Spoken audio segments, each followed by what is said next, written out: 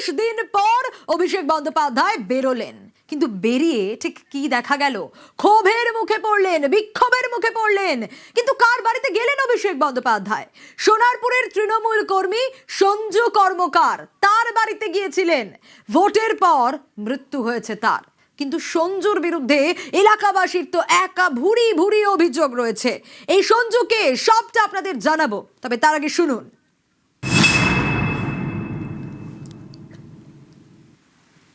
তো জমি মাফিয়ারই কাজ করতো, তারপরে তো জানছি আস্তে আস্তে আস্তে আস্তে পুরোটাই মাফিয়ার কাজ করে, দালালি করতো।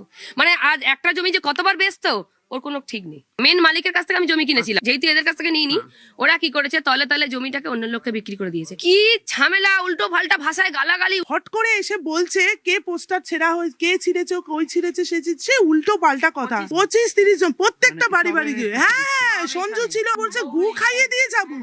4 তারিখ রাত 12টার পর এসে গু খাইয়ে দিয়ে যাবো। এত বড় হুমকি, হ্যাঁ মারধরের হুমকি দিয়েছে। তো আতঙ্ক থাকতাম তো।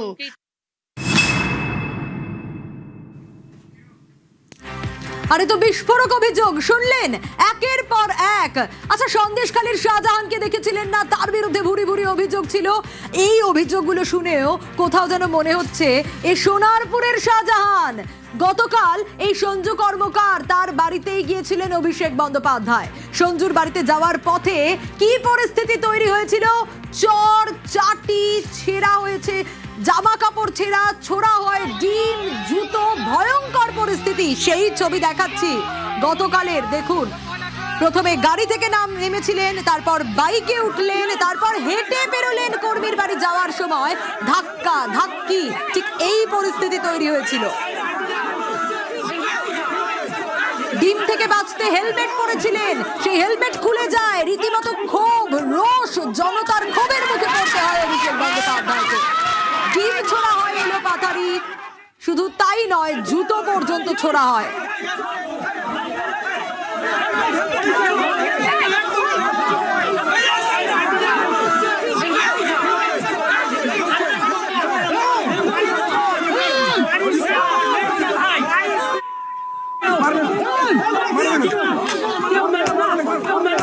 ঠিক এইরকম একটা পরিস্থিতি তৈরি হয়েছিল গতকাল, যখন 26 দিন পর বেরোলেন অভিষেক বন্দ্যোপাধ্যায়। তারপরই সোনারপুরে গিয়েছিলেন মৃত কর্মীর পরিবারের সঙ্গে কথা বলতে। কিন্তু তার আগে এই সিচুয়েশন ফেস করতে হয়েছে তাকে, কারণ সাধারণ মানুষের ক্ষোভ, জনতার ক্ষোভ রীতিমতো আছড়ে পড়ে তার ওপর।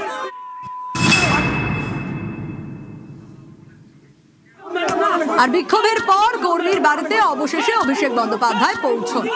ভোট পরবর্তী হিংসায় কর্মীর মৃত্যু হয়েছে, এমনটাই অভিযোগ করেন অভিষেক বন্দ্যোপাধ্যায়।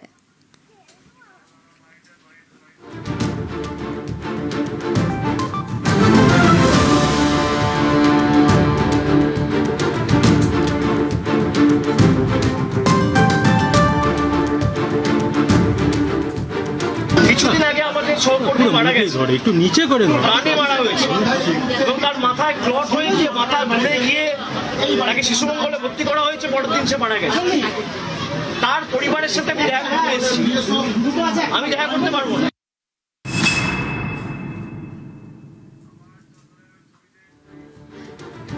কিন্তু এলাকাবাসীর কি অভিযোগ? অভিষেক বন্দ্যোপাধ্যায় তো দাবি করছেন যে ভোট পরবর্তী হিংসায় কর্মীর মৃত্যু হয়েছে, কিন্তু এই সোনারপুরের শাহজাহান বলছিলাম যার বিরুদ্ধে ভুরি ভুরি অভিযোগ, স্থানীয়রা তো অভিষেক বন্দ্যোপাধ্যায়ের এই দাবিকে নস্যাৎ করছে। কি বলছেন স্থানীয়রা, শুনুন।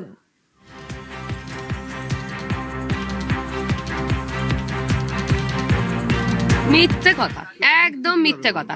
ওরা যে বলছে ভোট পরবর্তী হিংসায় মার খেয়ে অসুস্থ ছিল, এই ছিল, বেকার। যেদিন মরে গেছে সেদিন 9:30টার সময় ওকে ওখানে গাঁজা খেতে, মদ খেতে দেখেছি আমি। যেদিন মারা গেছে তার আগের দিন রাত্রিবেলা, তারপরের দিন সকাল 8টার সময় সিগারেট কিনে নিয়ে আসছে, ব্রেন স্ট্রোক। প্রথমে বললো না, পরিবার কিছু বলেনি, পরিবার বলছে অন্য ব্যাপার। আমরা যখন এসে জিজ্ঞাসা করছি কাকিমা কি হয়েছে, বলছে অন্য ব্যাপার। মিথ্যে কথা, এটা পুরো মিথ্যে কথা, সাজানো। অভিষেক ব্যানার্জি সাজিয়ে এটা বলছে। অ্যাকচুয়ালি কিন্তু ও একজন একটা অ্যান্টি সোশ্যাল। মদ খেত, গাঁজা খেত, হুমকি দিত, রাস্তায় দাঁড়িয়ে ওপেন মদ গাঁজা খায়। ভদ্র সমাজে এখনো হয় সেটা? মৃত্যুর কারণ ব্রেন স্ট্রোক হয়েছে। ওর বাবা মা কারুর খবর দেয়নি, বাথরুম করে ফেলেছে নিসারে, হাত পা পড়ে গেছিল পুরো, গাছ ফেলছে মানে কুমোই পুরো শেষ। একটা ডাক্তার এসে প্রেশার দেখলো, একটা ইঞ্জেকশন দিল, দুটো ইঞ্জেকশন দিল, বললো প্রেশার হাই হয়েছে, বলে ও ডাক্তার বের হয়ে গেল। আর আমাদের ডাকেনে জানিই না আমরা।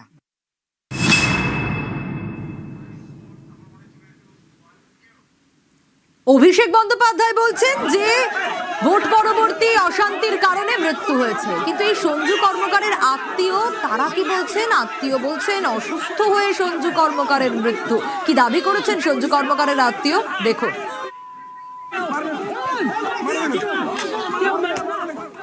সঞ্জুকে যখন এখান থেকে বার করে তখন দেখছি ওর মুখ থেকে গাঁজা বেরিয়ে গেছে, মানে পুরো একদম হাত পা নেতিয়ে গেছে।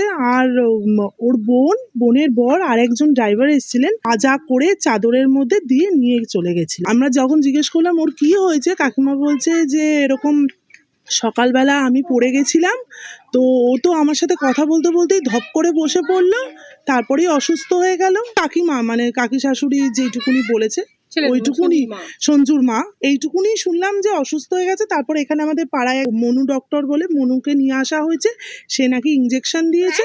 এইটুকু প্রেশার চেক করে, একদমই না, কেউ পাড়ায় এসে তুলে নিয়ে গিয়ে ওকে মারেনি। ও হয়তো কোনো ওই আমাদের ফ্রেন্ডস ক্লাব বলে ওখানে একটা ক্লাব রয়েছে, এখান থেকে বেরিয়ে গেলেই ওখানে গিয়ে ওখানে ওকে ডাকা হয়েছে না কি হয়েছে, ও আড্ডা মারতে গেছে, ওরকমই ঘটনা শুনেছি। কারা মেরেছে সেটাও আমরা জানি না, কিন্তু মার খাওয়ার পর ও পুরো সুস্থ ছিল, দিব্যি ঘোরাফেরা। 15 দিন আমরা তো দেখেছি, 20 দিন, ওর মধ্যে কোনো রকম চেঞ্জেস দেখিনি। ও ঘুরেছে ফেরেছে, কিছুই ওর মধ্যে সিমটম, একটা শরীর খারাপ হলে তো সিমটম হয়, সেই সিমটমটা কিন্তু আমরা কোনো দেখি। নেশা করতো, আর খুব নেশা করতো, এইটুকুনি জানি।